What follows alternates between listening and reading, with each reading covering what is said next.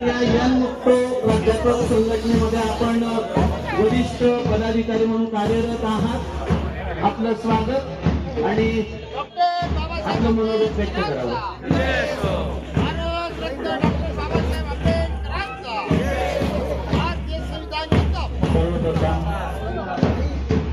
विश्वरत्न महामानव भारतरत्न डॉक्टर बाबासाहेब आंबेडकरांचा जयंतीनिमित्त मी सर्वांना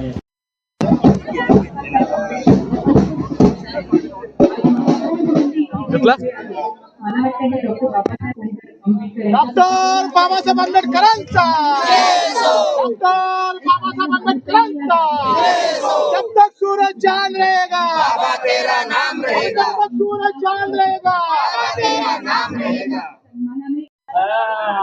संपूर्ण जळगाव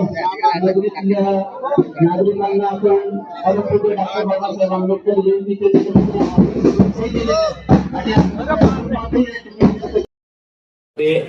आदरणीय सुचंजी भैयासाहेब, करीम सर, प्रतिभाताई, हरिश्चंद्र सोनवणे सर, दिलीप भाऊ सपकाळ, नीलू ताई इंगळे, संध्याताई तायडे, प्राचार्य किसन सर, कीर्तिलाल पवार सर, नीलूआबा तायडे, सर्व सन्माननीय व्यासपीठ, समोर बसलेले सर्व माता बंधू भगिनी मित्रांनो, सर्वांना जय भीम.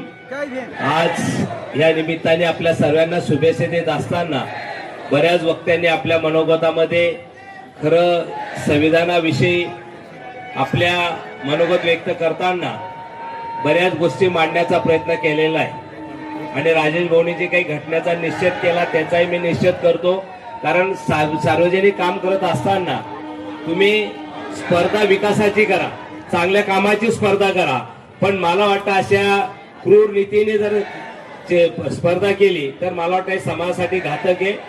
आज या कार्यक्रमाच्या निमित्ताने आपण सर्वांना शुभेच्छा देत असताना मी फक्त एकच विषय सांगेन की संविधानाविषयी आपण बघित असाल की ज्या वेळेला संविधान महामानव बाबासाहेबांनी संविधान मांडून आले करीम सर, आणि संविधान मांडून आल्यानंतर एक काँग्रेसी पुढारी असं म्हटला की भीमरावजी बहुत खुश नजर आ रहे हो तुम. त्यावेळेला बाबासाहेब असं म्हटले की आतापर्यंत राजाच्या घरी राजा जन्माला यायचा, पण आता मतदार पेटीमधून राजा जन्माला येणार आहे. अरे मला वाटतं सर्व सामान्याला म्हणजे आमच्यासारखा व्यक्ती, सर्वसामान्य माणूस आमदार होऊ शकतो ही बाबासाहेबांची देण आम्हाला आहे, ते आम्ही विसरता कामा नये. आज या माध्यमातून आज सुद्धा आम्हाला मला वाटतं संविधानाच्या माध्यमातून आपण पाहिलं असेल केंद्रात नवीन हाऊस झालं, त्याचं सुद्धा पंतप्रधान मोदी साहेबांनी संविधानाचं पूजन करून तिथे प्रवेश केला. मला वाटतं इतकं महत्व या संविधानाचं बाबासाहेबांनी आपल्याला दिलेलं आहे. मित्रांनो, आपण दैनिक जीवनामध्ये जगत असताना सर्व ठिकाणी वसीला आहे. म्हणजे तुम्ही कुठल्याही दर्शनाला जा, कलेक्टर ऑफिसला जा, काही वस्तू राजेश भाऊ वसिलाने होऊ शकतात, पण या संविधानाने जो अधिकार दिला मतदानाचा आम्हाला, इथे कोणी पाहिलं का आतापर्यंत वसिलाने मतदान झालं असं? म्हणजे लाईनीत असेल, कोणी असेल, कलेक्टर असतील, कोणी टाटा असेल, कोणी अंबानी असेल, अदानी असेल, त्याला लाईनीमध्येच उभं राहावं लागतं. इतकं संविधानाने आम्हाला मतदानाचा अधिकार दिलेला आहे आणि ह्या माध्यमातून इतका मोठा अधिकार आम्हाला या महामानवामुळे मिळालेला आहे. त्यांना नम्रपणे मी अभिवादन करतो. पुन्हा आपल्या सर्वांना खूप खूप शुभेच्छा देतो. आज परत आपल्याला ही नम्र विनंती करेल की 135वी जयंती आपण बनवतोय. आज मुकुंद भाऊला विनंती करेल की आज संकल्प करून पर्यावरणासाठी आपण किती टेम्परेचर मध्ये बसलोय, एक ही समिती 135 वृक्ष आपण या पावसाळ्यामध्ये लावूया आणि या पर्यावरणासाठी मला वाटतं मदत होईल असं आपण करण्याचा नक्कीच प्रयत्न करूया. बऱ्याच संस्थांनी कोणी इथे संविधानाचे फोटो लावलेत, कोणी आरोग्य शिबिर घेतोय, कोणी दूध वाटप करते. मी सर्व संस्थेचा मनपूर्वक धन्यवाद देतो की आपण सर्वांनी याच्यामध्ये सहभाग घेतला आणि या जयंतीच्या निमित्ताने आपण सर्व समाज बांधव एकत्र आला. सर्वांचं मनपूर्वक स्वागत करतो. सर्वांना खूप खूप शुभेच्छा देतो. जय हिंद, जय महाराष्ट्र, जय भीम. याच्या भविष्यात देखील म्हणजे कोणताही पोलिसांचा विषय असो, कोणीही असो, कोणताही विषय असो, म्हणजे सर्वप्रथम तुम्ही सर्वांनी ही गोष्ट आठवून ठेवायला पाहिजे की म्हणजे आपण कायदेशीर पद्धतीनेच चाललं पाहिजे.